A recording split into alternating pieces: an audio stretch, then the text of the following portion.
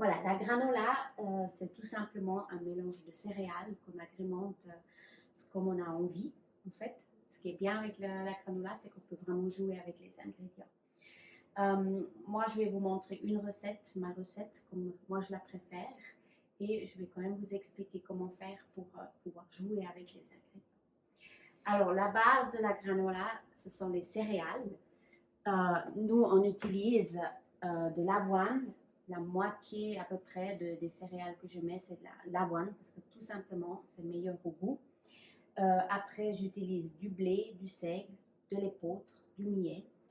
On peut aussi mettre toute autre céréale comme la quinoa ou, voilà, ou du sarrasin, etc. Ça, c'est comme on a envie. Ensuite, on va mettre des fruits à coque.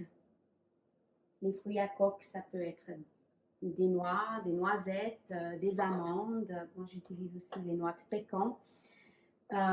Toutes sortes. On va mettre des épices. Moi, j'utilise de la cannelle. Il y a d'autres épices comme la vanille, le zeste de citron, des zestes d'orange, la cardamome, les clous de girofle, vraiment comme on a envie. Il faut de la graisse. Alors moi, j'ai choisi de mettre de la graisse de coco. On peut mettre de l'huile de tournesol, de l'huile d'olive, du beurre, voilà, au choix. Après, on met une part de sucre. Alors, au lieu du sucre, moi, comme on est apiculteur, donc ça sera du miel. Voilà. On peut mettre des fruits secs dedans, du raisin, cranberry, des bananes, tous les fruits secs que vous avez envie. Ou on peut aussi mettre encore des pépites de chocolat pour agrémenter tout ça.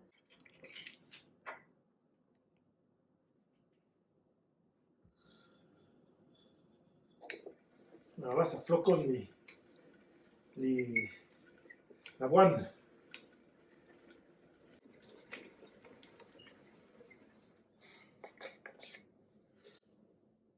Voilà, maintenant tu as déjà fini de floconner. Non. Pour les pauvres.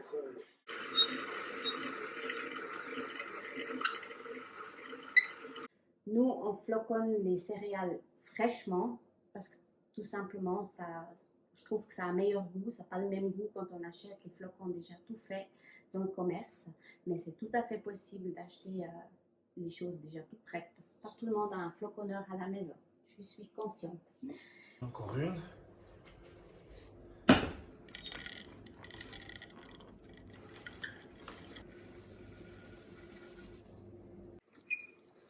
Voilà. Alors, pendant qu'il finit de floconner tout ça, moi je vais déjà mettre à fondre la graisse de coco et le miel.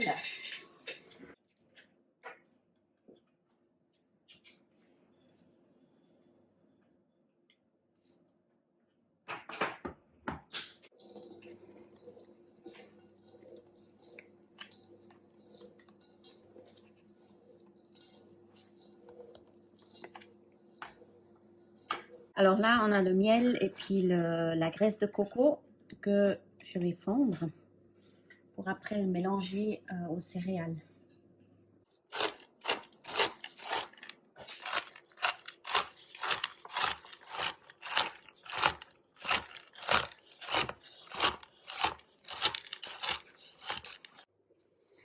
Alors, dans le mélange céréales et puis fruits à coque, on va verser encore l'équivalent d'environ une tasse de noix de coco.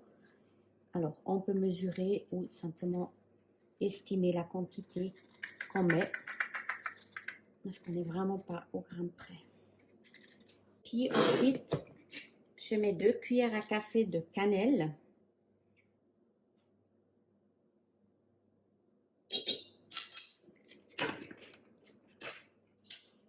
Et on peut déjà mélanger tout ça.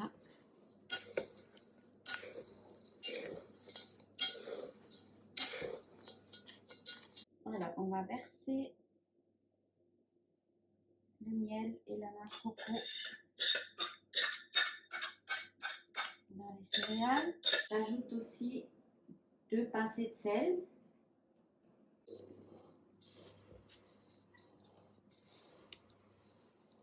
Alors, une fois c'est bien mélangé, on peut tout à fait déjà cuire la granola comme ça. Elle sera assez fine et puis décousue, comme on dit.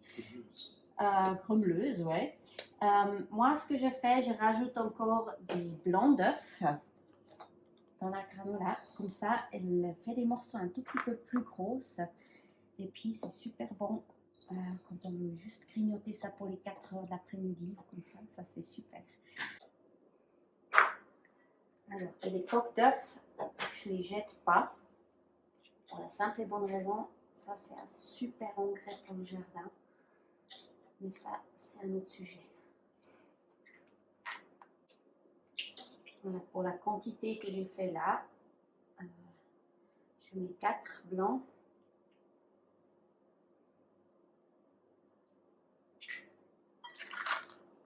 Alors, on mélange encore tout ça.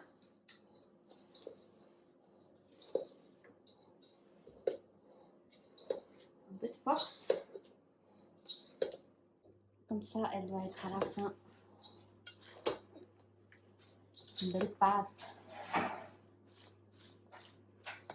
Voilà.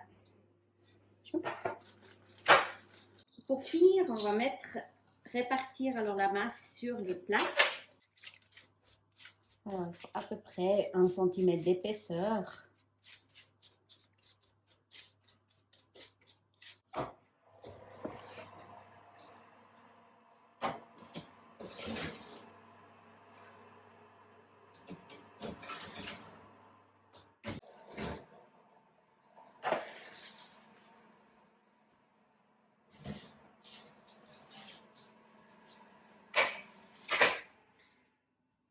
Voilà, la granola est cuite.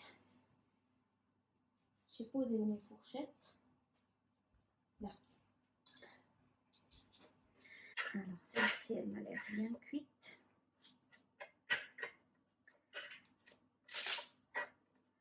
Et puis là, comme c'est encore chaud, donc c'est encore mou.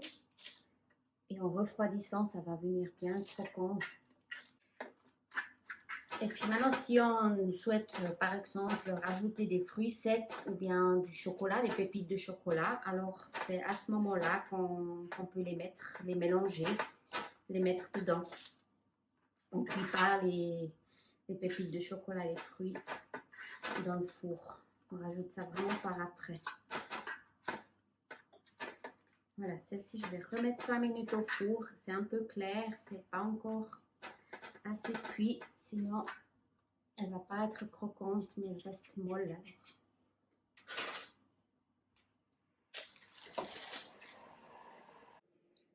Alors, une fois la granola bien refroidie, elle est croquante, elle est cassante, donc elle est super bonne. Et puis là, elle est prête pour être mise en bocal. Là, elle se conserve super bien. Et vous pouvez la déguster avec un yogourt ou bien tout simplement avec un peu de lait ou simplement comme ça. C'est super bon.